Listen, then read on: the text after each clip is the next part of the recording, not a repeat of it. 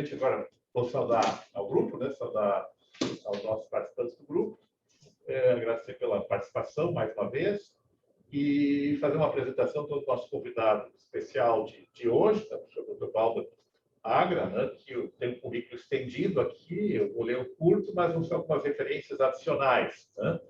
Ele é livre docente pela Universidade de São Paulo, na USP, é graduado em Direito pela Universidade Estadual da Paraíba, mestre pela Universidade Federal de Pernambuco, doutor em Direito pela Federal de Pernambuco, com era um sanduíche, foi isso? Perfeito. Na Universidade de Estúdio de Firenze, pós-doutor em Direito Constitucional pela Universidade de Bordeaux 4, professor adjunta federal de Pernambuco, membro do programa de pós-graduação também lá, professor docente permanente, professor visitante na França e Itália, procurador de Estado de Pernambuco, advogado, que aliás vai ficar muito conceituado, muito requisitado, não só, mas especialmente na área eleitoral, tem se destacado também muitíssimo nessa área, né?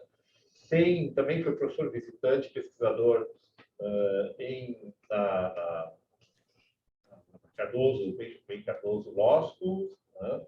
Na África, em outras universidades italianas, criou um dos criadores da Associação Brasileira de Direito Eleitoral e Político, né? Da Associação Brasileira de Direito Processual, trabalha como parecerista em conflitos de diversas revistas, é membro do Conselho Federal da Ordem dos Advogados do Brasil, também já atuou na Escola Judiciária do TSE, como eu tinha já referido, tem livros também tem manual de direito constitucional, livros de direito eleitoral, livro de direito constitucional em geral, também participou dos comentários à Constituição que nós organizamos pela Saraiva.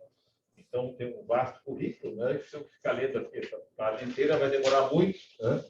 E vai passar o tempo. Mas, é uma honra tê-lo conosco, Bárbara, e além de também ser uma pessoa, né, de relações pessoais, amigos, né, de longa data.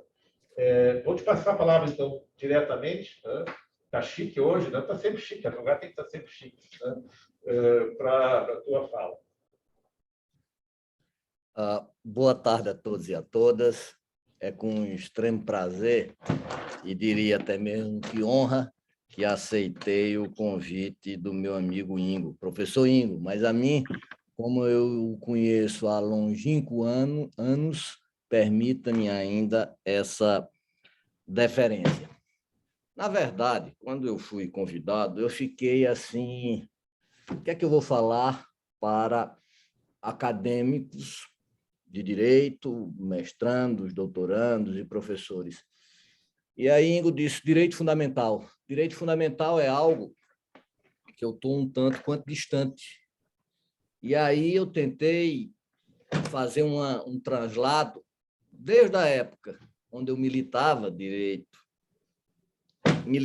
academicamente direito constitucional, de forma muito clara, e aí foi a época da minha tese de doutorado, e já se vão aí quase 20 anos da minha tese, vou pegar aqui até o livro, que eu quero fazer uma citação que eu termino a minha tese de doutorado, e veja que está totalmente desfocada com os caminhos de hoje. Então, eu vou pedir desculpa a vocês.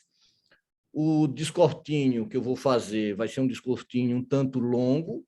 Como longo, eu vou pecar em algumas matérias pela não profundidade, mas quero dar uma contextualização de direitos políticos que eu espero que... tenho certeza que não será de agrado de vocês, mas eu espero que possa render luzes para que vocês possam interpretar esse fenômeno. Essa é a minha intenção aqui. Eu me sinto muito honrado de estar fazendo parte, como palestrante, desse programa de pós-graduação estricto sensu. Então, eu quero pedir licença aos senhores, sem mais delongas, e me focar no assunto.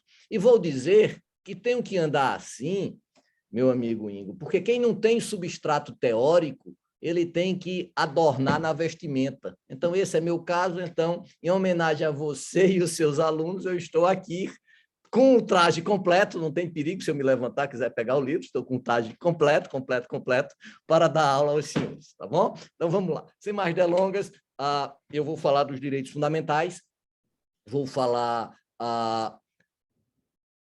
da lei da ficha limpa, da moralização e dos direitos políticos na atualidade. Então, eu vou começar, e não vou perder muito tempo, já aviso, com a questão dos direitos políticos, aliás, dos direitos humanos, dos direitos fundamentais. Eu prefiro a linhagem de direitos humanos porque tem uma conotação naturalista. Então, eu prefiro a denominação de direitos humanos. Então, a gente vê logo que, e eu sou do tempo, e Ingo também eu não tenho essa idade toda, mas comecei muito jovem, onde nós ficávamos falando e tecendo loas, vários artigos, Ingo, Lênio são dos corifeus, Bolzan, aí do Rio Grande do Sul, Leonel do Rio Grande do Sul, só para falar de vocês aí do Rio Grande, que falava na questão da concretização dos direitos fundamentais. E escrevemos aí linhas incríveis, todos nós, naquela época histórica, 25 anos atrás, 30 anos atrás, de concretização dos direitos humanos. Mas depois eu me toquei algo. E eu não estou me arrependendo do que escrevi nem do que falei. Mas aquele postulado não me é interessante para que eu possa explicar a realidade atual. Então, essa entronização, e aí tem a questão do poder constituinte, aí eu tenho um poder reformador, poder constituinte mais democrático, eu quero pular tudo isso. Mas aí, veja só, essa entronização mostra o quê? Mostra uma falência, porque esses direitos humanos não foram resolvidos na seara tradicional desses direitos humanos que havia política. Nós pulamos isso. Eu não diria bem que pulou, mas que a via política não foi o locus de concretização desses direitos. Então, esse é o primeiro ponto. Essa entronização mostra uma falência da questão política. Se mostra uma falência da questão política, mostra o quê? Uma fragilidade desses direitos políticos. Então, esse privilégio concretizante de Canutilho, esse deixa bem claro algo interessante. A Constituição, como locus privilegiante, a Constituição de 1988, a Carta de Cidadão, no dizer de Ulisses de Guimarães, já deixa e mostra essa falência. E aí, nessas idas e vindas, eu tive a oportunidade de conhecer Pedro Cruz, ex-ministro da Suprema Corte Espanhola. Ele disse, essa discussão na Espanha, na Itália, já ultrapassou-se. Nós resolvemos isso de forma parlamentar. Aí eu dizia, não, nós não temos condições de resolver isso na questão parlamentar, nós temos que resolver isso nos tribunais. Isto era o que eu pensava há 25 anos atrás. Isso mudou totalmente, infelizmente. E aí, diante desse privilégio concretizante, eu tenho que ver os conceitos materiais e formais da Constituição. E aí, Ingo, tu és a citação minha predileta. O conceito formal, nós estamos todos resolvidos, mas nós temos conceito material de Constituição. Lá na minha tese de doutorado, de forma superficial, apesar de ser uma tese de doutorado, eu falei do entrincheiramento, do entrenchment dos direitos fundamentais, coisa que você também fala como vedação do não retrocesso. E aí eu peguei o Frederick Schauer, Playing by the Rules, para tentar colocar no contexto brasileiro, como uma condição para que nós não fôssemos depauperados por um regresso de direitos fundamentais. Veja que eu não estava pensando em 2016. Imagina se eu pensasse no contexto de 2016. E aí nós vamos ver o quê? Os direitos fundamentais, falta-lhes uma característica essencial, uma característica que foi feita por Miguel Reale, foi elencada por Miguel Reale, que é da invariável axiológica. Nossos direitos sociais, culturais e econômicos não são invariáveis axiológicos. Nós não cuidamos disso. Nós não cuidamos disso.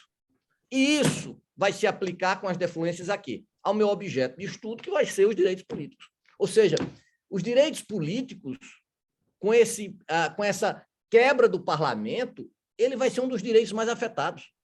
Eu até vou ser audaz em dizer que dos direitos mais afetados, nesse processo concretizante, Conrad Hesse, eu vou dizer que nós temos, de um lado, os direitos econômicos, sociais e culturais, e do outro lado, os direitos políticos.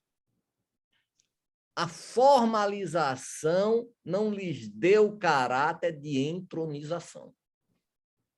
Eu queria parar aí, vamos falar de dimensão de direitos fundamentais. Dimensão onde nós estamos sofrendo um retrocesso. Mas agora a gente está na quinta, sexta, sétima dimensão. Nós não cumprimos a segunda. Então, essa discussão teorética, ela equivale a uma praxe atual. Isso nós temos um gap normativo aí imenso. Ou seja, a Heller dizia, quando o normativo se afasta do factual, a deficiência vai ser, obviamente, do normativo. E aí eu chego nos direitos políticos. Um conjunto sistemático de normas que representam a soberania popular. Soberania popular. Que conceito é esse de soberania popular hoje, pessoal? Eu posso falar de um conceito de soberania popular hoje? Aí diz, não, olha, mas os direitos políticos é a forma como essa democracia participativa vai ser realizada. Democracia participativa. Hoje, segundo as pesquisas, 53% da população brasileira ainda não pensou nas eleições presidenciais. E vai delimitar a nossa passagem ou para uma civilização ou para a barbárie, de forma literal, para um regime autoritário. Mas as intervenções do cidadão nos negócios políticos. Mas numa sociedade de consumo, o cidadão pode intervir dessa forma? Numa sociedade extremamente esgaçada, vou dar um exemplo muito claro aos senhores, vejam os professores da Faculdade de Direito de vocês. Vocês vão ter professores da classe A até a classe D. Se brincar com o nosso salário, não tenho a menor dúvida que chegamos na classe E, fácil, inclusive. Fácil, inclusive. E como é que você vai ver esse comportamento? O comportamento econômico vai dar um comportamento de classe dessas pessoas. Falar de classe social numa sociedade pós-moderna hoje, realmente é isso que vocês querem que eu faça? O dominante e o dominado, é isso que eu posso dizer? É isso mesmo que vocês querem que eu faça isso? Esses conceitos do século XIX, século XVIII, inclusive. E aí os direitos políticos como atuante na repartição de ativos sociais. Repartição de ativos sociais. O salário mínimo no Brasil é 30 vezes menos, mais de 30 vezes menos do que o maior salário, que é o do ministro Supremo. Isso sem colocar penduricalhos. Então, é isso mesmo que vocês acham que é ativos sociais? E eu estou repassando conceitos de vocês que eu peguei aqui de professor Pinto Ferreira, de Pontes de Miranda, peguei aqui de Pimenta Bueno, ou seja, conceitos extremamente sedimentados, José Afonso da Silva. Veja, e esses conceitos podem dar alguma coisa, dotar o cidadão da qualidade, dotar o indivíduo da qualidade de cidadão. O direito político faz isso. Nós temos a expressão citoyen, que os franceses tanto admiram na realidade brasileira. Ou seja, essas conceituações, elas não são aderentes à nossa realidade. Ou seja, não adianta de nada. Não, mas olha, é como se aí Kelsen chega. Não, mas olha, é a possibilidade do cidadão participar de forma igual nas decisões políticas. Isso existe mesmo? Será que os dois filhos de Trump, que ocuparam cargos no governo dos Estados Unidos, tinham o mesmo peso do que meu amigo Big Michael, que é um aposentado de 76 anos?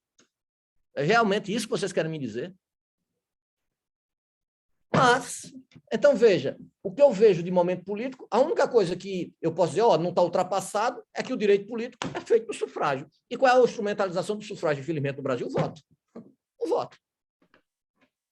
E aí sim, a gente vai pegar um conceito de cidadania, um conceito que poderia ser, inclusive, amplo, e vai tornar esse conceito bem restrito. Não quero falar aqui na metáfora do Jardim da Praça, do professor Nelson Saldanha. Não quero falar disso.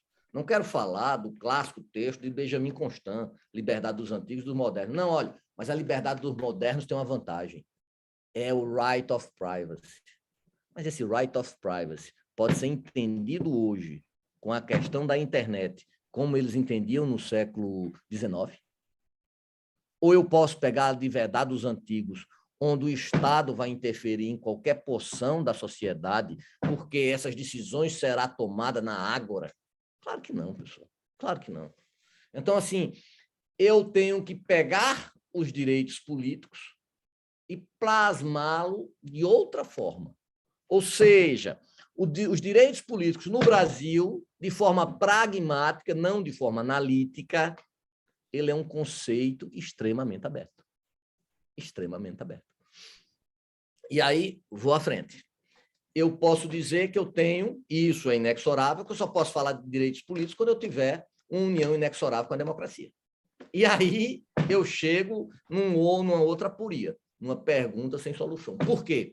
Porque eu vou ver, por exemplo, o desenvolvimento do regime democrático com três pilares. Né? Aí você vai ver a igualdade. Existe igualdade, pessoal? Ah, não, mas é igualdade através da meritocracia. Meritocracia para quem? Como? A meritocracia de alguém da classe da elite brasileira com alguém da periferia, é isso?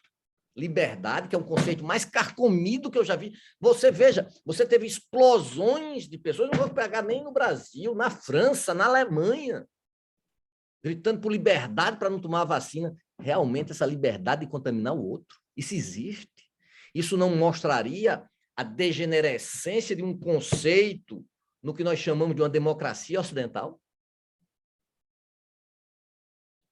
E a dignidade da pessoa humana, que, obviamente, mesmo com as proibições de retrocesso, é um conceito que não se adequa. Ou seja, nós vamos ver um questionamento muito forte dos regimes democráticos, e nós do direito, nós somos voluntaristas. Veja que eu disse que eu não escreveria, tal como escrevi, algo há 25 anos atrás.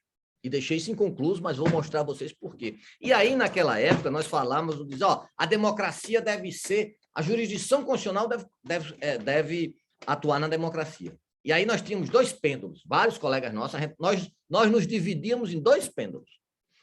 E continuamos nessa divisão, afora que hoje isso é mais esgaçado ainda com muita literatura para coisas igual a Nelson Gonçalves, o bonitinho e ordinário, né? Não serve para nada a não ser gastar papel e garantir o posto de professores que ficam repetindo a mesma cantilena que não se pode usar há 300 anos. Aí a gente falava da democracia substancial, aferida pelo controle de constitucionalidade, e aí nós tínhamos Tribe, Dworkin, Paulo Bonavides, o Ingo, em certa medida, Lênio, e aí o pessoal da democracia procedimental.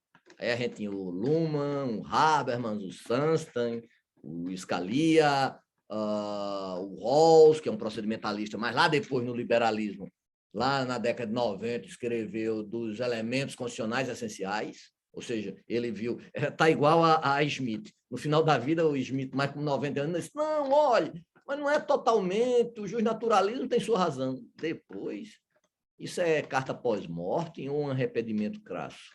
Mas veja, a democracia, eu posso falar de democracia procedimental, pessoal. Aí eu posso chegar aí todo mundo, não, olha, o agir pelo procedimento. O procedimento vai dar a conclusão do processo. Eu posso partir sem marcos referenciais. Essa ágora, essa sociedade de interlocução comunicativa, do agir comunicativo habermasiano, ela realmente pode chegar a conclusões nessa sociedade esgaçada? Na Alemanha não resultou, pessoal, imagina no Brasil. Então, veja, são preceitos que hoje a democracia, todos nós concordamos que a democracia tem que ser substancial, alguns parâmetros de democracia substancialista, mas nós não chegamos como? Nós não chegamos como? Quando a gente vai pegar aí lá e vai dizer, não, olha, mas é os procedimentos, o tribunal tem que ser originalista, vamos pegar a vontade dos Fathers Foundation, sim, mas qual vontade? Século XVIII, perpetrado no século XXI. Ah, não, mas olha, você tem que ter um living constitution, ou multilevel constitution. Mas me diga uma coisa, living constitution? Qual é o parâmetro, então, da Constituição? Lá eles têm o self-restraint. Aqui nós não podemos falar de self-restraint. É algo que o ministro do STF, ele tinha visto quando estudava a direito constitucional, mas depois que ele parou de estudar antes de ser ministro, não estou dizendo que eles pararam de estudar, mas quando foram ministros, isso daí não se usa. Nós sabemos pelas decisões, e eu acompanho essas decisões há bastante tempo. E aí, com essa questão da democracia, que esse novo enfoque, aí a gente tem que fazer uma reconfiguração da liberdade de expressão, coisa que o STF evolui.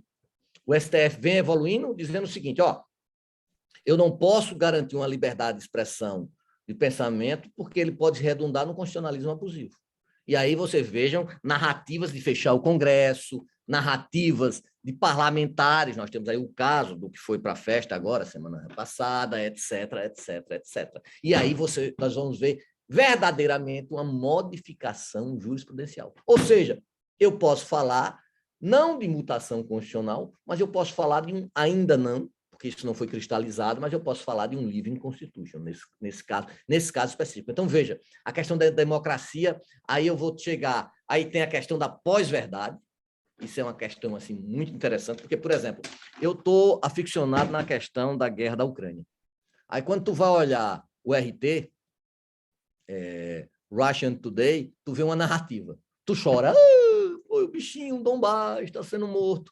Quando tu vai olhar a BBC, tu diz, russo. Ou seja, você chora pelos dois lados. Ou seja, as versões são as mais mecanicistas e maniqueístas possíveis. Isso é muito claro de pós-verdade. A democracia, o apogeu da democracia, eu penso que, eu não gosto de data, mas se a gente for pegar a data, a gente vai pegar a invasão do Capitólio dos Estados Unidos. Veja, o que isso danado significou aquilo, a não ser a hecatombe de um determinado modelo. E ainda você tem no Brasil discussões que você não vai achar em outros locais. Por exemplo, a mitigação da soberania popular pela procedimentalização burocrática. Eu elejo o presidente do Banco Central, ele é que vai fazer a taxa de juros. Aí, não, o dólar está baixando, por quê? Muito simples, amigo. Nós temos a maior taxa de juros real do planeta. Nós estamos comprometendo os próximos governos. Uma das pouquíssimas coisas na área econômica que o Bolsonaro conseguiu foi ter botado o juro, a taxa Selic a 2%, o que envergonhou toda a denominada esquerda brasileira. E aí a gente temos aí no Brasil ainda o teto de gastos, uma anomalia assim, tupiniquim, né? E nós temos ainda as agências, né? As agências que no Brasil, elas são anti-planejamento, anti-economia de escala e defendem inexplicavelmente os monopólios. Veja a questão agora das privatizações das refinarias. A refinaria da Bahia, que foi privatizada, hoje o preço da gasolina é 30% maior, o que fez com que nosso amigo Bercovitch Massoneto criasse uma questão muito interessante e conceitualmente importante, que é a Constituição dirigente invertida. Então, veja, esse substrato da democracia, ele existe? Claro que não, claro que não. Nós temos hoje dois modelos. Teve um artigo de um russo, Serguei alguma coisa. Se vocês quiserem, depois eu passo para vocês. Eu vi isso, acho que foi na RT, Russian Today, mas depois o Luiz Nassif replicou. Ele diz bem claro, nós temos hoje dois modelos. Um modelo consolidado através do capital transnacional e uma burocracia, um establishment burocrático, é o modelo norte-americano, e um outro modelo, que é o modelo chinês, através de uma burocracia estatal ligadas a grandes empresas e o capital também privado. Ou seja, dois modelos capitalistas. Nos dois modelos, eu posso dizer que eles são democráticos? No sentido ontológico da palavra, nenhum. Democracia só existe quando eu tenho uma desigualdade social e um aparato de direitos fundamentais cristalinos, direitos fundamentais como mínimo muito comum. E nós não temos isso na democracia. Nós não temos. E aí nós chegamos ainda a um problema democrático, e eu estou indo para o foco, que vai ser a questão da democracia dos partidos. Eu não acredito nisso, mas pela primeira vez os partidos têm uma influência interessantíssima. Eles ajudam o procedimento democrático. Não significa se você goste ou não. Significa que eu não posso ter democracia sem partido. E no Brasil, pela primeira vez, eu vejo algumas luzes ao final do túnel. Por causa de quê? Por causa da cláusula de barreira, que vai até 2030 subir a 3%, da impossibilidade da coligação na eleição proporcional. Então, isso daí vai fazer que os partidos do parlamento, que eram 25, passem a ser apenas, nessa eleição agora, uns 14, e quando for 3%, seja 8 ou 9. Ou seja, acabar balcão de negócios. Mas nós temos ainda um problema grave, que vem a ser o quê? O financiamento público. O financiamento público, e essa foi minha tese de livre docência na USP, é um problema incrível. Por quê? Porque tu dissesse assim, ó, o financiamento é público. Público como? As pessoas podem doar até 10%, nós temos apenas em torno de 30 milhões, no universo 210, ou seja, uma minoria grande. A maioria, classe média, que não quer fazer isso, porque rico não paga imposto de renda, todo mundo sabe disso. E nós temos os financiamentos públicos. Esses financiamentos públicos agora, o FEC, Fundo Especial de Financiamento de Campanha, de 4,9 bilhões, é suficiente para pagar, para financiar a campanha? Não. A campanha no Brasil, 5.700 municípios, 26 estados, mais o Distrito Federal, governador, deputado, senador, deputado estadual, deputado federal, claro que não. Então, vai vir dinheiro de quê? De Caixa 2. Ou seja, em muitos casos, deixa de ser regra, vira exceção e a regra se torna 2. Mas, de qualquer jeito, eu posso falar, então, que na questão dos partidos nós tivemos uma evolução. Mas ainda nessa questão dos direitos políticos, eu tentei conceituar direitos políticos, deixei-o em aberto, tentei fazer uma conjecturação entre direitos políticos e democracia, e vamos aqui para a nossa Constituição, que fala da importância disso daí, e aí é uma parte que eu vou mais para casos mais dogmáticos, onde a gente vê que os direitos políticos podem ser suspensos ou perdidos em casos restritos. Ou seja, pelo artigo 15 da Constituição, a lei da ficha limpa deveria ser mitigada. Ponto 1. Vou deixar isso para a cena dos próximos capítulos. E aí eu tenho que não pode ter perda, aliás, não pode ter cassação, porque cassação ocorre em casos apenas de regimes autoritários. Eu tenho que ter o due process of law, eu tenho que ter o contraditório e eu tenho que ter todas as garantias constitucionais vedadas. Ou seja, você sai com a sensação da pujança dos direitos políticos. Não é bem assim. Por que não é bem assim? Porque os direitos políticos eu preciso da democracia.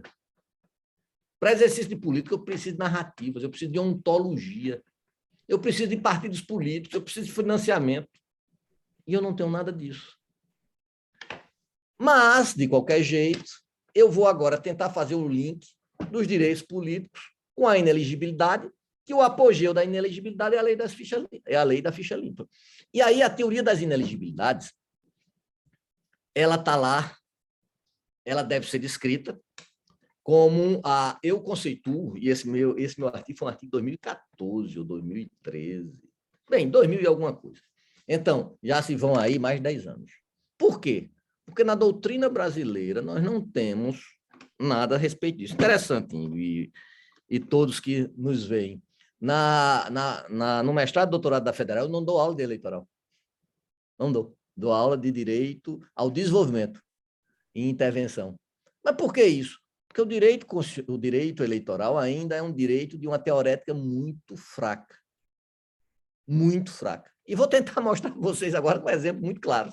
Então, é uma situação jurídica? É. Mas, Valber, por que uma situação jurídica? Porque o STF disse que não. Inelegibilidade. O que é inelegibilidade? É um caput diminúcio à condição da cidadania no ponto de vista ativo do votar e no ponto de vista do passivo. Mas no votar também, em alguns casos, sim, se essa inelegibilidade também ocasionar a perda ou a suspensão dos direitos políticos. Mas ela vai incidir primordialmente em quê? Na capacidade política passiva, ser votado. Ser votado. E o STF chega e diz, não, a inelegibilidade, que é um impedimento de ser votado, é uma condição negativa de elegibilidade. Veja, inelegibilidade não é igual a elegibilidade.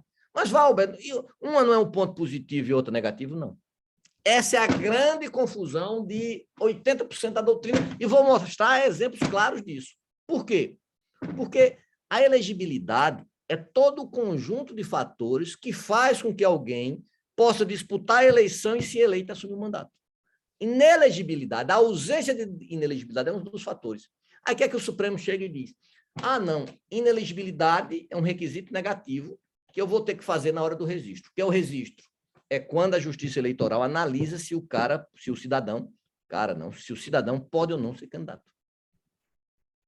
Mas, ora, essa análise, que eu chamo de uma situação jurídica, não reflete fatos ocorridos no passado? Claro, o cara não nasceu naquele dia. Claro que reflete. E aí, por que eles fizeram isso? Porque a lei da ficha limpa teve 2 teratologias assim, monumentais. Que 2 teratologias foram essas? A teratologia de permitir retroatividade, e a sanção não pode retroagir, e inelegibilidade na lei da ficha limpa é sancionatória, A inelegibilidade pode ou não ser sancionatória. Daí eu chamar de situação jurídica. Um momento, uma foto. O STF permitiu, por maioria apertada, que poderia retroagir, inclusive atingir coisa julgada. Vejam.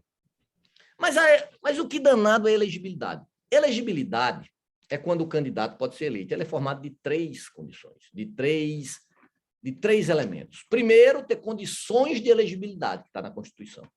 Por exemplo, permanecer a partido político. E veja, pertencer a partido político é condição de elegibilidade. E tem discussão no STF para ver se pode ser a candidatura avulsa. Diante, em clares certas interpretadas, pessoal. Isso daí eu não aprendi com Gaio ou Paulo, não. Juristas romanos, não. Isso é Maximiliano Firer, aquele cara de hermenêutica na década de 70, quando fazia aqueles livros assim, bastante esquálidos. Então, veja, a condição de elegibilidade está lá na Constituição. Depois, além da condição de elegibilidade, eu tenho que ter o quê? Ausência de inelegibilidade. E depois ainda eu tenho que ter requisitos de registrabilidade. Valbe, isso é teoria, não é? Por exemplo, partido político, condição de elegibilidade. Você não filiou até o dia 2, você não pode ser candidato a nada na próxima eleição. Ah, mas isso é uma inelegibilidade. Não, não é inelegibilidade, é uma condição de elegibilidade. O que é uma ausência de inelegibilidade? Por exemplo, se eu for condenado na ficha limpa, que eu cometi uma improbidade administrativa. Ou, por exemplo, eu sou servidor público, eu sou procurador do Estado, sou professor da Federal, se eu não me descompatibilizar no prazo devido, 3 meses, eu não posso ser candidato a nada. Ah, você não pode ser candidato, você tem algum crime? Não, que eu saiba até agora, não. Mas nesse Brasil de hoje, com essas incriminações aí chovendo, ninguém sabe. Mas vamos lá. Então, a inelegibilidade é porque eu não saí. E o que é o requisito de registrabilidade? Requisito de registrabilidade, por exemplo, é se eu estiver devendo à Justiça Eleitoral, porque eu faltei votação e não paguei, que a multa é muito... o dinheiro é muito barato, é quase insignificante, módico, e eu não paguei. Isso existe a registrabilidade. Ou, por exemplo, se eu não colocar certidões negativos. Veja, cada condição de elegibilidade tem assento constitucional, ausência de inelegibilidade tem assento constitucional e infraconstitucional, e requisito de registrabilidade tem assento o quê? Através de norma. Lei. São 3 momentos diferentes, necessários. Ou seja, eu tenho que ter o quê? Para ter direitos políticos, eu tenho que ter esses 3. E isso daí é uma questão sine qua non para a gente tratar da lei da ficha limpa. E aí eu tenho outras questões. A criminalização da política. E aí, Guilherme Odônio, há 20 e tantos anos atrás, dizia, não, o Brasil é um caso de executivo hipertrofiado. É verdade. A crise que nasce, que culmina com Dilma e o impeachment, para quem quer impeachment, para quem quer golpe, eu considero como uma aberração, marca muito pelo contrário. Marca um ocaso do poder executivo no Brasil, que se espera que seja provisório. E aí nós temos o quê? Nós temos o empoderamento do Poder Judiciário e do MPF, tá certo? Do MP, desculpe, MP. Diante dessa anomia, e no poder não está em anomia, Valber, tu pode afirmar, e eu estou falando isso para mostrar como consequências da criminalização da política. Eu não posso entender a criminalização da política sem esse aumento do Poder Judiciário. Mas a criminalização da política ocorreu por um motivo bem claro. A gente não pode deixar que um antecedente claro é o quê? O afastamento das decisões políticas e dos interesses populares. Isso é bem claro. Com a política neoliberal, que aprofunda as desigualdades no Brasil, a política neoliberal no Brasil volta a ser aplicada na sua inteireza, que nunca deixou de ser aplicada, através do grande cavalo de pau, do grande golpe eleitoral dado por Dilma Rousseff em 2014, antes do golpe. Em 2014, ela coloca Joaquim Levy, que faz uma política totalmente contrária ao que ela pregou na campanha dela eleitoral, e aí ela começa a fabricar uma recessão, uma questão muito difícil. E aí a gente vai ter quais são as causas da legitimação do Poder Judiciário, o aumento de atuação. A gente vai ter a fragilização do presidencialismo de coalizão, nós temos a maior atuação do Judiciário para realizar os direitos fundamentais, e nisso eles ganham legitimidade também porque eles passam um papel de imparcialidade, que não existe, Bourdieu deixa isso muito bem claro, cada juiz, cada operador jurídico tem o seu âmbito, passa a arbitrar conflitos de forma muito clara e começa a entrar em questões políticas. Há uma ligação muito clara do Poder Judiciário com o poder midiático, muito clara, a gente vê aí, não preciso nem falar de Moro, né? Nem do Dallagnol, nem no Peter Pan, etc, etc, etc. Nós temos bem claro uma ligação do judiciário com o modelo neoliberal. O Supremo, ele evolui atualmente, ele é uma das fronteiras da democracia. O papel que o Supremo está fazendo, nunca antes na história do Brasil, o Supremo teve um papel tão forte na defesa da democracia. Mas isso não apresenta nada que ministros que tinham um discurso bastante avançado na questão da intervenção econômica, de forma direta ou indireta, sucumbem ao neoliberalismo. Basta ver a possibilidade de privatização sem autorização legal. Isso é uma coisa que me chama muita atenção. Então, essa criminalização da política, ela representa um assinto ao ordenamento jurídico, a legalidade, ela privilegia agrupamentos políticos, ou seja, a lei da ficha limpa, me desculpe, a Lava Jato, ela é muito forte em relação a determinados nichos políticos, mas se esquece de outros, onde todo mundo sabe que houve corrupção, porque no Brasil não adianta, o processo é corrupto, mas todo mundo sabia dos meios corruptivos no Brasil, que ainda imperam. O que acabou foi a questão dos big donors, que era o quê? Que eram grandes empreiteiras, e que era, se tinha uma coisa socialista no país, era o financiamento privado, o modus operandi do financiamento privado. Ele era socialista, porque pegava do partido da extrema esquerda ao partido da extrema direita. Nós temos a criação de narrativas baseadas apenas na questão factual, e essa questão da factual, não, me desculpe, apenas através do simbólico e do visual. Essa questão do visual nos mata. Nós estamos cometendo um crime com nossos alunos. Os alunos estão pensando muito menos e estão sendo capturados por imagens, vejam. Imagem que, na maioria das vezes, não dizem nada. Nada, nada, nada, nada. Os raciocínios são cada vez mais simplórios, superficiais e que são deslocados da realidade. É aquele fenômeno da alienação que não é nem de Marx, é Hegel, o jovem Hegel, que é a distância do objeto ao qual você anda. Então, essa criminalização da política permitiu o quê? Um outro fenômeno, que é a moralização da política.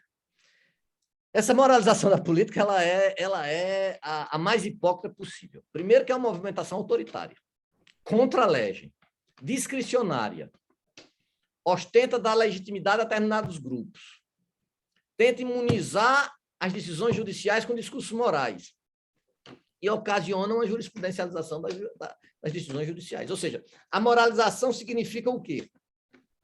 Significa um instrumento, um subsídio de decisões. E eu próprio não me acho ao talento dessa moralização. Veja, quando aqueles procuradores tensionaram pegar, ou era 2 bilhões ou 4 bilhões, criar uma associação para ele gerir dinheiro público, pessoal, aquilo é um escândalo. Como é que eu acho que eu sou senhor da moralidade pública e devo receber 400 mil reais por palestras? 400 mil reais recebe um cara que é renomado como Ingo. Um cara que não tem nada, nunca escreveu uma linha, receber tanto de palestra para o setor bancário. O setor bancário gosta tanto da área jurídica, assim, quando é específica para banco. É isso. Então, de tudo isso, eu já estou me entabulando para o momento final, que é fazer esse link da lei da ficha limpa com os direitos políticos. Tenho vários amigos, por exemplo, Marcelo Pellegrino, com várias obras, que são contra a lei da ficha limpa. E uma vez, há muito tempo atrás, um aluno chegou para mim e disse: professor, um cidadão que é tutelado, e era um aluno muito jovem, um cidadão que precisa de uma lei para votar, ele merece votar? E aí, eu peguei aqui o livro, quando eu acabei minha tese, eu cito Rosa Maria Ferrarese. Essa daí eu achei interessantíssimo. E Rosa Maria Ferrarese diz o seguinte, que Rosa Maria Ferrarese, que a assertiva posta por Tocqueville, dizendo que nós tínhamos que tirar o poder aristocrático. O poder aristocrático fazia má sociedade. Mas Maria Ferrarese, Rosa Maria Ferrarese, dizia o seguinte, que na pós-modernidade nós precisamos de um poder aristocrático, o judiciário, para manter a democracia. Isso eu coloquei em 2000 2002. Veja, esse poder judiciário, como corifeu da democracia, ele fez um dano enorme à democracia. Primeiro, que as políticas públicas não foram efetivadas de forma planejada e de forma genérica. Veja que a questão de distribuição de remédios, que eu tinha um posicionamento contrário, como procurador do Estado, eu não fazia isso. Eu hoje tenho um posicionamento totalmente divergente. Ela aumenta a desigualdade social porque só permite a distribuição de remédio a quem pode pagar bons advogados, impede política de planejamento, gera um custo de transação, provoca um rent-seeking. Mas a lei da ficha limpa seria, então, um absurdo? Não. A democracia, no senso de discricionariedade total, deixa de existir. Essa sociedade segmentada, e não uma classe ou duas classes sociais, mas em vários interesses, eu não falo nem de classes sociais, eu posso falar de estamentos sociais, vem a dizer que eu preciso de depurações. Então, a lei da ficha limpa, sou favorável ao mérito dela, desde que ela seja aplicada dentro do bloco de constitucionalidade no senso francês, ou seja, no acoplamento com os direitos fundamentais, lá do artigo 5º e o 17, com a cláusula de abertura do parágrafo 2º. Mas por que isso? Porque não há democracia sem mitigação. E a população... Tem uma série muito interessante, e eu estou estudando agora a psicanálise, estou tentando ver se aplica ainda no direito. Ainda estou longe, mas meu sonho é um dia chegar perto disso. E a gente vê a era do self. E nisso você vai ver que lá atrás, desde Anna Freud e Ben Clay, que é um sobrinho de Freud, eles tentaram os métodos de manipulação e criaram os métodos de manipulação para a questão da sociedade de consumo. E conseguiram isso. Então, a democracia, diante da desigualdade, diante do perecimento dos direitos fundamentais, eles não podem ter. Então, a lei das fichas limpas foi vendida como o quê? Como um remédio para a corrupção graçante da política. Até aí, tudo bem. Mas só que a dose desse remédio foi demais. Porque ele representa um caput diminuto na possibilidade de escolha, representa, sou favorável, inclusive, sou favorável. Mas aí o que é? A lei da ficha limpa, ela é feita de moralismos exacerbados. Você ouvir ministro do Supremo afirmar que as decisões têm que ser com base no clamor da população, que poder contra-majoritário é esse? Tu não entendeu aquele caso Marbury versus Madison, 1803, tu não pegasse nada disso? E aí, em volta de moralismos exacerbados, pessoal, há uma subjetividade demasiada na análise. Demasiada na análise. Por quê? Nós temos um monte de incisos e a grande questão, isso para o advogado militante, e eu também sou advogado militante, é uma preciosidade. Mas para a cidadania é extremamente deletério. Por quê? Por exemplo, com a aplicação da linha L. A linha L é ato de improbidade. Sim, mas ato de improbidade está lá. Tem que ter dano ao erário e enriquecimento ilícito. Não é ou, não é i. Quantas e quantas ações, mesmo tendo lá dizendo que é i, algumas vezes se utilizou os dois, ou às vezes se utilizou um, e outra vez se criou o enriquecimento ilícito, quando esse enriquecimento ilícito não existia, mas se criou por quê? Para transformar o judiciário em quê? Num acoplamento que vai demonstrar decisões políticas. Então, a lei da ficha limpa, o grande problema da lei da ficha limpa não é axiológico, não é ontológico, é pragmático, é na sua aplicação. O judiciário se travestiu, mesmo quando não há essa finalidade explícita, no terceiro turno. O direito eleitoral pela ausência de teorético, o direito político pela ausência de teorético, o direito partidário por ausência de teorética, se torna-se um campo onde o meu voluntarismo, a minha subjetividade, a minha retórica, e aí Perelman é muito interessante disso, vai explicar que o objeto ele não tem um a priori, o objeto é delineado como eu quero. Não, não é um número kantiano, não. Não, ó, tem que ter uma basezinha. Não, não. Eu crio o objeto como eu quero. E esse objeto vai ser fixado. Uma vez no STF eu vi uma ação que eu não advogava, mas eu estava presente nesse dia no TSE, dizendo, não, olha, ele não pôde pagar zero do INSS, que houve uma chuva imensa na cidade. Foram 3 anos de seca. Veja, 3 anos de seca. A Ftalion dizia, ó, se você disser que o céu é azul, o céu é azul. Pois bem, conclusões. A conclusão é não ter conclusão. Eu tenho um conceito que é aberto, eu tenho um conceito que sofre restrições. O problema, no meu entender, não é as restrições desse conceito, até porque nenhum conceito é absoluto no direito constitucional brasileiro, a não ser a impossibilidade de escravização. Afora esse conceito, eu vou chegar aqui, eu vou chegar a deduções, que a grande questão vem a ser na aplicação da lei da ficha limpa, que ela vem num caudante de 2 fatores extremamente, que produziram extremos reflexos para os direitos políticos e a democracia. E também a lei da ficha limpa, que foram o quê? Foi a criminalização da política, e a criminalização da política tem muito a ver com a Lava Jato, isso aí é uma coisa muito clara, essa que é uma das formas de guerra híbrida, isso para mim é muito claro, e também pela moralização da política. Isso vai num rompante. Então, aquele juiz Hércules do Orquiano, pessoal, ele não pode existir. Ou nós resolvemos as questões nessa ágora pública, ou não tem saída.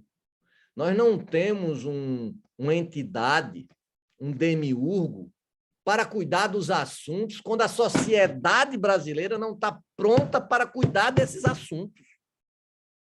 Então, a questão é muito mais complexa, mas a intervenção do judiciário, em retrospecto, principalmente de 14 até agora, veja, ele peca, mas não numa direção única. Ao mesmo tempo que foi pecador, redimiu-se ou tenta redimir-se do seu pecado, agora, nesses assuntos da democracia. Então, é um pêndulo. E a Constituição não pode se compactuar com pêndulos. Veja que até a tipificação é muito difícil de conceituar, não, de uma visão, por exemplo, maniqueísta.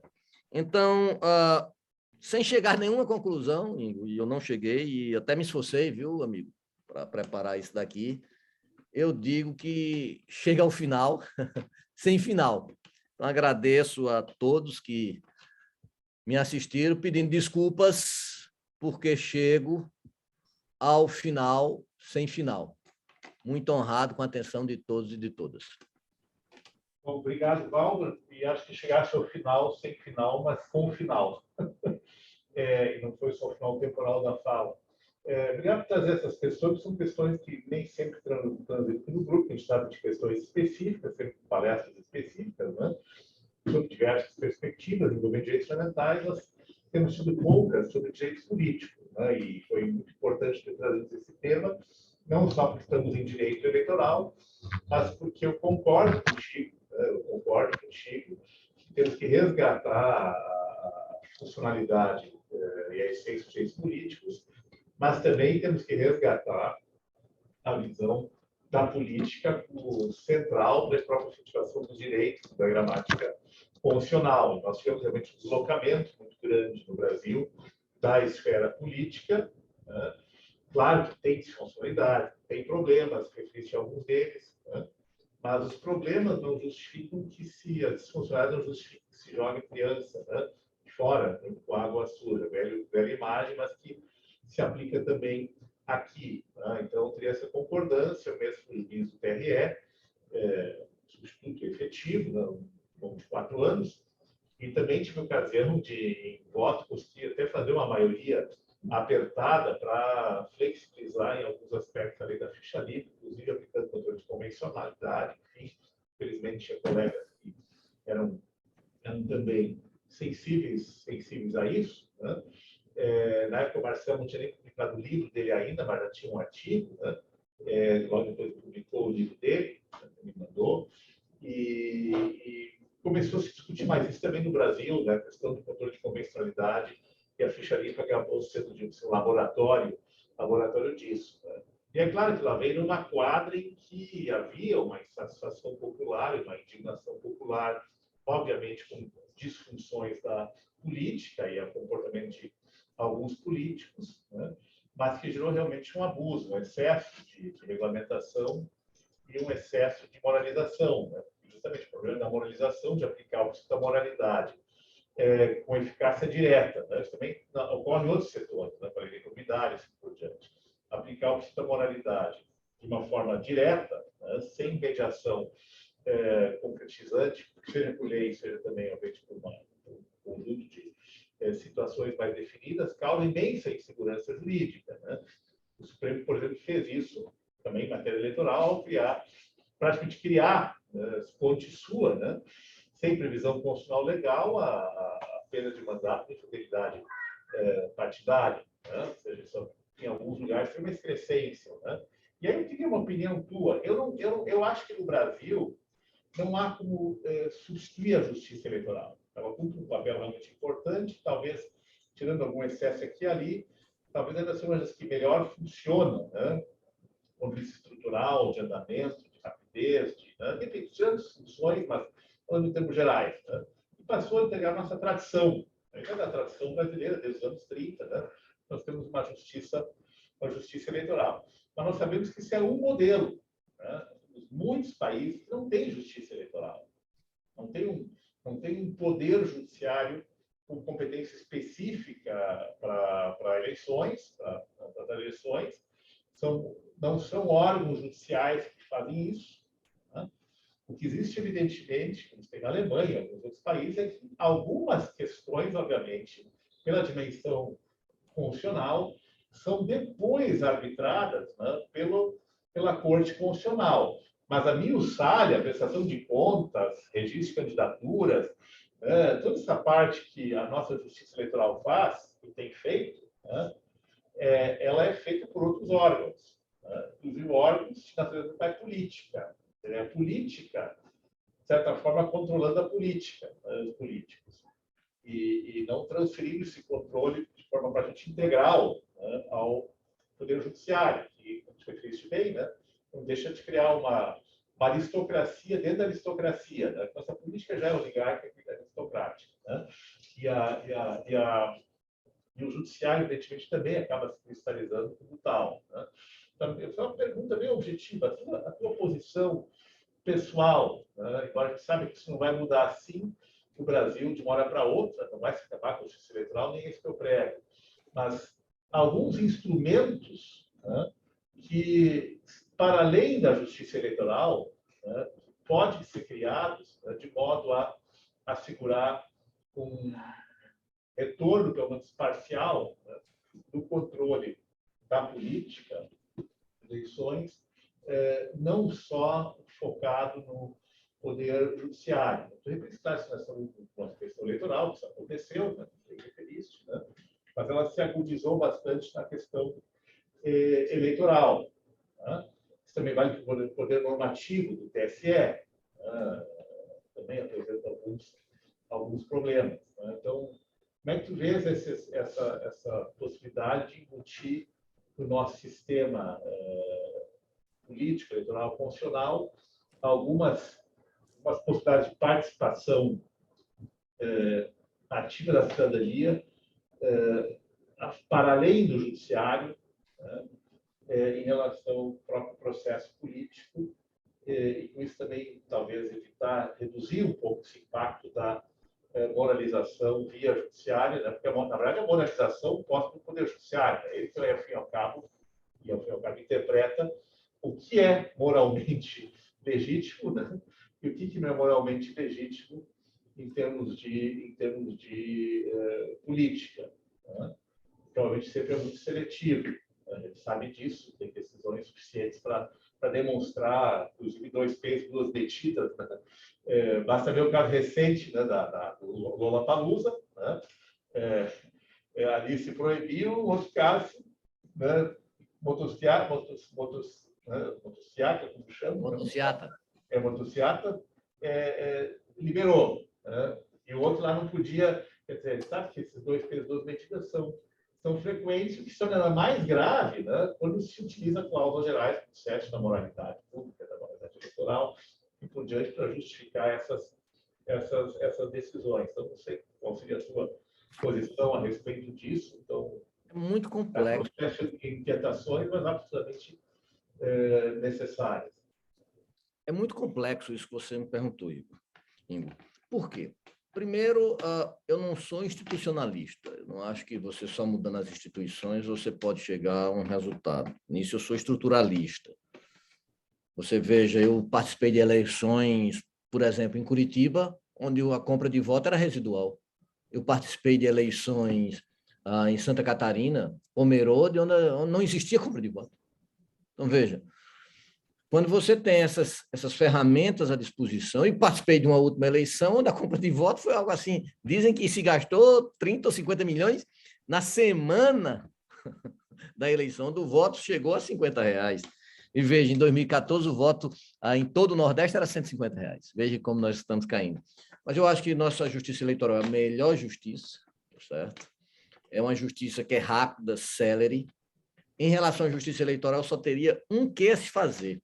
É o aperfeiçoamento dela para que os tribunais de justiça não tivessem tanta força nos TREs, porque eles indicam 4, 2 advogados e 1 juiz federal.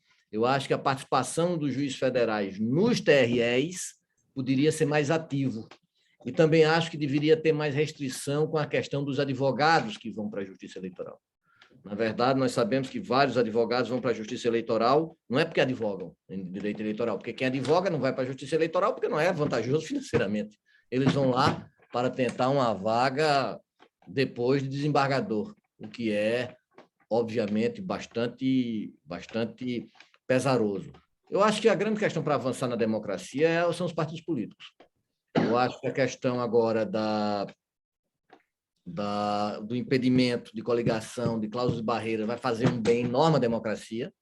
Acho que a questão das cotas, apesar de ser a favor, elas poderiam ser mais eficazes, porque se os partidos têm dinheiro, eu deveria colocar cota de 30% nos partidos políticos, nos cargos de direção dos partidos políticos. Isso seria bem mais eficaz. Eu acho que a sociedade brasileira tem que ter uma discussão séria com relação ao financiamento eleitoral. Você dizer que, na eleição passada, 2018, que um deputado do Acre, gastando 2,5 milhões, que era o teto máximo, era igual a um vereador, a um deputado de São Paulo, de Minas ou da Bahia, que são estados populosos e grandes, não tem nenhuma razoabilidade, não tem nenhuma ponderação.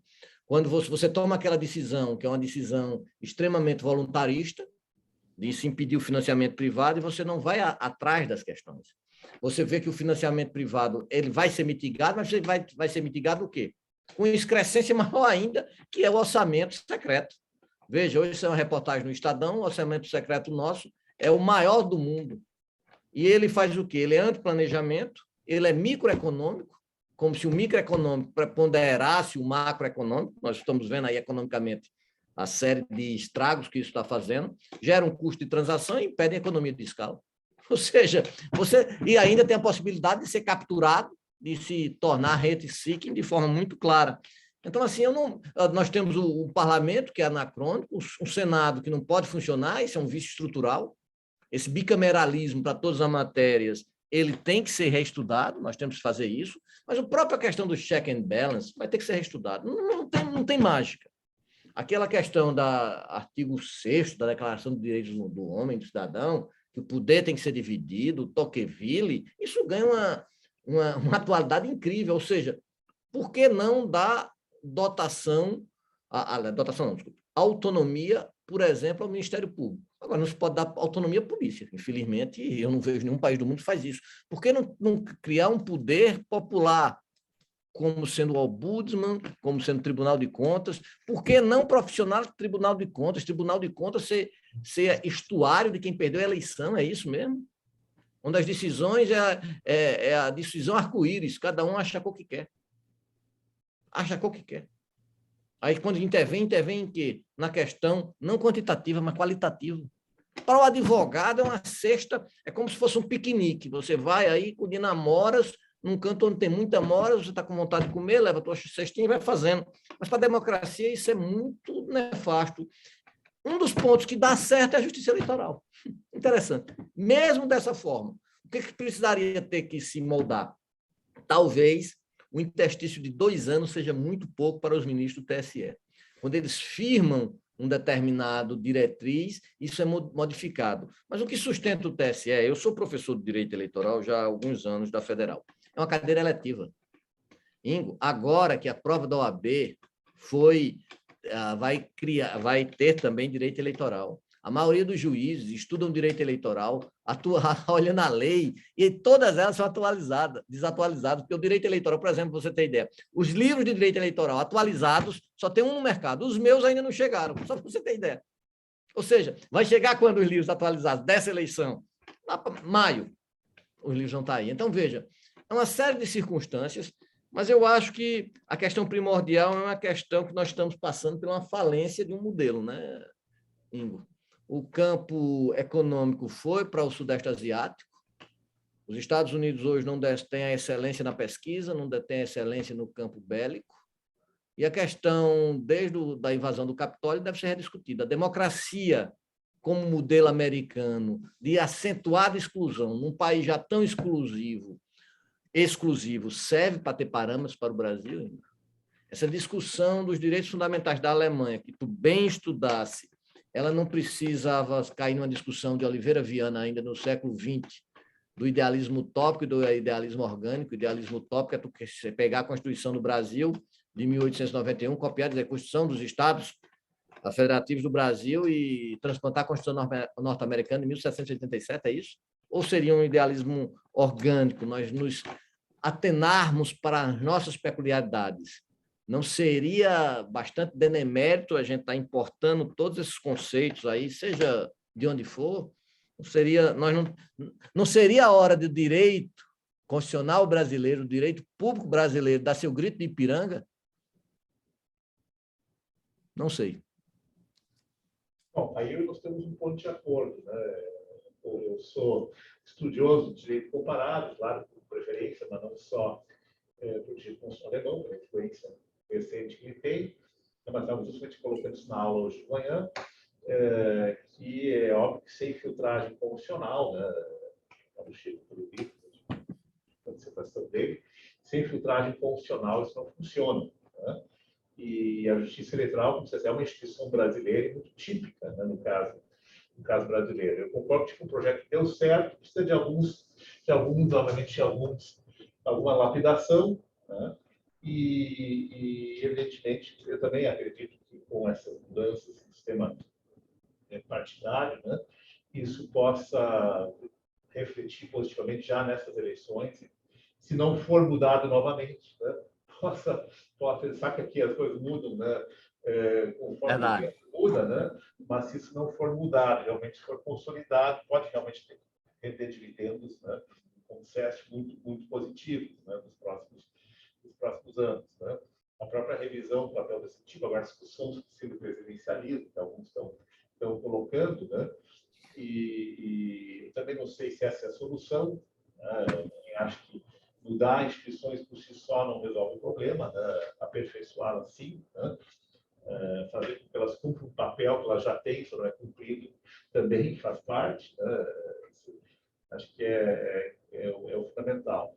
Mas a gente vai abrir um pouco para as perguntas dos colegas, né?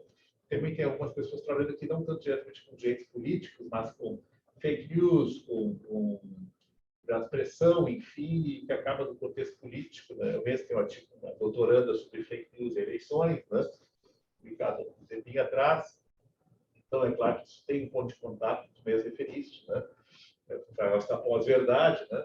Que evidentemente tem um impacto muito sério hoje também, né? E que se colocou pela primeira vez de forma brutal nos Estados Unidos, né? Foi na eleição do Trump, que foi o grande divisor de águas, né? Não é que o som se usasse isso antes, mas foi o grande divisor de águas na massificação, no impacto, né, do uso dessas ferramentas, né, inclusive também de chamadas fake news, depois na eleição de 2018 no Brasil também, fortemente, um outro case, né, de impacto mundial. Então, vou colocar a palavra à disposição dos colegas que estão aqui presentes ou online, né, fazer. Tem online uma pergunta. Já tem uma pergunta? Já tem. Tá, do Rafael, isso? Isso. Eu não sei se dá para ler isso aqui, se conseguem ler no chat, senão eu vou tentar ler aqui, meus óculos. Não estou vendo no chat, não. Ingo, por gentileza, tu pode ler? É Rafael Costa, né? Tem uma pergunta. Muito obrigado pela exposição, professor. Conceito Perkovic e Massoneto. Aceita a construção dirigente invertida, baseada sobretudo no privilégio do capital financeiro. Aqui eu já não consigo ler. Em detrimento da separação de construção financeira, construção econômica e construção política, formal e material. Ainda temos uma construção semântica, conforme o Levenstein, mas agora com problemas ainda mais complexos.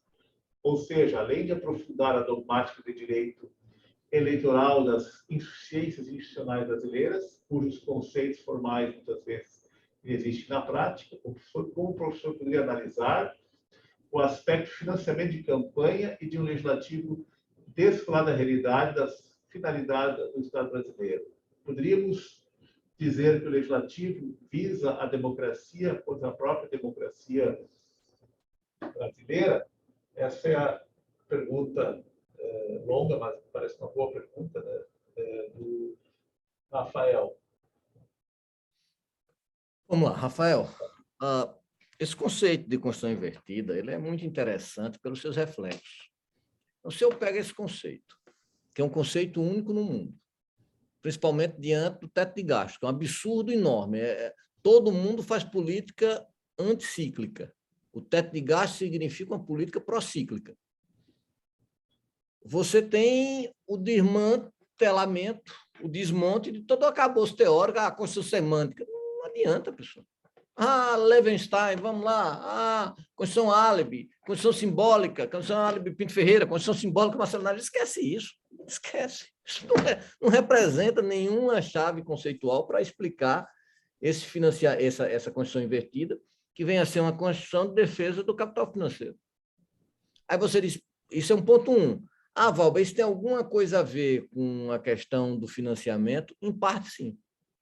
A minha tese de doutorado, aliás, de livre-docência, é a seguinte. Eu digo que o poder ele é extremamente um rent-seeking. Ele é extremamente vantajoso. Então, as pessoas querem se aderência ao poder, porque o poder é onde está o que? A divisão dos ativos, o direcionamento dos ativos. Então, não adianta você dizer que o capital privado não vai atrás do poder, porque ele vai. Mas vai através de que forma? Através da corrupção da máquina pública, através dos setores de lobby e através, principalmente, do que a gente chama dos financiamentos políticos, que vai gerar uma cartelização de partidos, que não é boa nem ruim, dependendo de como se forma. Qual é a grande questão no Brasil? É que a sociedade não discutiu. A sociedade diz, rapaz, 4,9 bilhões. É muito dinheiro? É. Dá para financiar a eleição no Brasil todo? Não. Não. Nós entramos no pior dos mundos, por quê? Porque o financiamento vem a ser o financiamento lícito é caixa 1, aí é o financiamento público. O financiamento ilícito é o caixa 2. Aí você diz, mas todo mundo pega a caixa 2? Pessoal, o caixa 2 ele foi institucionalizado antes através de quê? Através das emendas parlamentares. As emendas parlamentares hoje são altíssimas. Vamos pensar que não haja corrupção nas emendas. Já falei todo o aspecto econômico das emendas, mas vamos pensar que não tenha corrupção. Pessoal, eu sou um advogado, eu sou um deputado de oposição, eu vou ganhar, eu sendo de oposição, eu vou ganhar 19 milhões, pessoal. Quantos prefeitos eu não vou ter? Prefeito significa estrutura. Imagina se eu for do governo. Tem deputado, pessoal, que ganhou aí 80 milhões em verbas. Esse deputado, ele precisa de financiamento mais privado? Não. Esse daí não precisa mais. Então, para esses, o financiamento é totalmente um financiamento público e que dá certo. Dá, mas de forma o quê? Anti-isonômica, com abuso de poder político. E os interesses econômicos das grandes empresas estão funcionando. Veja aí a questão agora da privatização da Eletrobras. Quanto é que não está rolando? Veja a questão da privatização do petróleo. Como eu ando muito, e ando muito mesmo, no Brasil todo, há pessoas com ligação, por exemplo, petróleo. Há interesses aí, pessoal, que tem uma determinada empresa que está investindo em 4 suplentes de senadores. Cada um ela está dando 5 milhões. Isso é praxe. A maior parte dos suplentes de senadores, quando o cara não tem poder político, as grandes empresas bancam. Ou como vocês acham que eles mantêm nas eleições para vereador, da maior parte dos municípios, são as empresas de ônibus e os grupos imobiliários. A gente não já sabe disso. São esses 2 grupos que são os maiores financiadores nas campanhas municipais. Na campanha federal, o que a Lava Jato fez? Acabou o Big Donors, que eram as grandes empreiteiras, mas não acabou aqueles financiadores de médio e de setores específicos. Esse daí, eles canalizam dinheiro fora. E o que a lei eleitoral faz? Parte de uma má regulamentação. Por quê? Porque diz, a campanha começa no dia 16 de agosto. 16 de agosto, nós já temos campanha eleitoral agora aí. A campanha tá pegando fogo, pessoal, fogo. Eu atuo na campanha também, eu já entrei com 3 ações. E vejo, assim, questões loucas. Aí o cara chega, como o Ingo mencionou, aí não pode o Palosa, sei lá, não pode o artista reverberar no Palosa. Mas o próprio TSE diz que o artista pode fazer shows, receber pelos shows para dar para a campanha. O próprio TSE agora, questão da motociata. E aí tem várias ações a respeito disso. O 36A permite manifestações. O 36A é de 2015. Vários juízes eleitorais, vários colegas nossos estão nem aí porque é o 36A. Porque o direito eleitoral, infelizmente, virou o seguinte: tu quer aparecer para alguém, aí tu vai e faz direito eleitoral, mas tu tem alguma sapiência de direito eleitoral? Não, tu nunca viu. O importante não é a motociata, não, é quem paga a motociata. Porque a motociata, ela está expressa no 36A. Eu não questiono a motociata, eu questiono quem é que paga. E a gente sabe qual é a praxe disso, né? Cada motinha dessa ganha um tanquezinho e 50. Isso é o que o pessoal fala, não estou dizendo que é, mas o pessoal fala isso. Não estou acusando porque não tenho prova. Bom, esse assunto vai longe, né? E acho que seria até interessante tu voltares aqui um pouco mais adiante, quando essas coisas estiverem mais evoluídas, né? Acho que com pós-eleições, né, e com todas essas novas, digamos, cláusulas, com esse novo arranjo, né, que se criou, acho que vai ter momento de retorno e de uma reflexão já pós-fática, né, pós essa nova configuração de como é que vai se comportar isso, né, com certeza. Você manda e eu obedeço. Tranquilo. Com relação ao financiamento, eu já vi que tua posição, evidentemente, foi cautelosa aqui, mas eu sempre fui cético, né? E sempre fui nesse aspecto mais Gilmar do que né? Eu sempre achei que foi um erro, né? Não foi uma decisão acertada do STF, porque ela normalmente teve esse cunho moralizante, diga assim, acho que até bem intencionada, acho que as intenções por trás dos votos eram legítimas, não eram sinceras, né, eu diria, mas, ao mesmo tempo, o ministro Gilmar já apontava para as distorções reais, né, que iriam continuar existindo, até podiam se aprofundar. Né?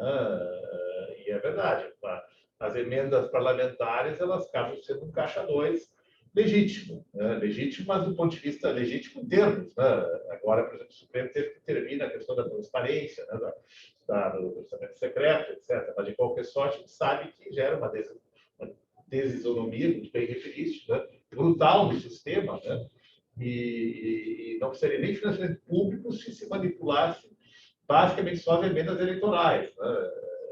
Claro, só com consequências piores ainda. Né? Então, sim, te agradeço muitíssimo pela tua palestra, mas também pela disposição de discutir, trazer esses assuntos que realmente são assuntos da maior importância, né? Sem política e sem decisão política, né, não teríamos nem direitos fundamentais da Constituição, para começar. Né? Perfeito. E sem isso também não temos nem políticas públicas para efetivá-los, né? Então, realmente, acho que a política foi deslocada do seu lugar central, também na academia, eu diria, né? E acho que por isso é muito importante estar isso conosco. A gente vai encerrar, porque na verdade o grupo assim, vai ter até 1h10, 1h15, né? E daqui a pouco já fui convocado, aqui eu sou empregado, né? Eu tenho uma reunião logo na sequência da pró-reitoria, né? Sabe lá o que me espera, né? Vamos lá.